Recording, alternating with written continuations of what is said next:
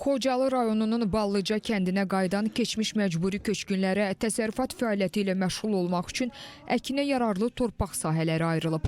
Xankəndi şəhərində, Ağdərə və Xocalı rayonlarında bərpa tikinti və idarəetmə xidmətinin İctimaiyyətlə Əlaqələr şöbəsindən verilən məlumata görə kənd sakinlərinin elektron müraciətləri əsasında Kənd Təsərrüfatı Nazirliyi tərəfindən maarifləndirici təlimlər təşkil edilib. Təlimlər zamanı iştirakçılara səmərəli təsərrüfatçılıqla bağlı vacib tövsiyələr verilib.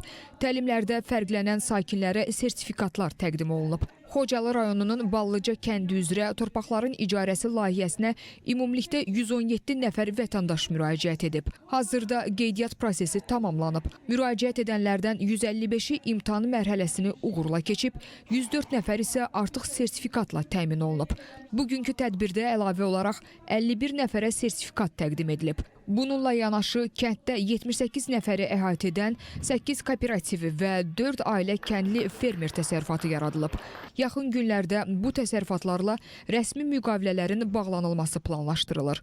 Xocalının Ballıca və Xanyurdu kəndlərində ümumilikdə 552 hektar əkinə yararlı torpaq sahəsi ayrılıb. Torpaq sahələrinin mərhələli şəkildə hər ailəyə 5 hektar olmaqla istifadəyə verilməsi nəzərdə tutulur. Qeyd edək ki, Ballıca kəndində keçirilən tədbirdə Kənd Təsərrüfatı Nazirliyinin, Prezidentin Xankəndi, Ağdərə və Xocalı rayonları üzrə xüsusi nümayəndəliyinin, eləcə də Xankəndi şəhərində, Ağdərə və Xocalı rayonlarında bərpa, tikinti və idarəetmə xidmətinin əməkdaşları və kənd sakinləri iştirak ediblər.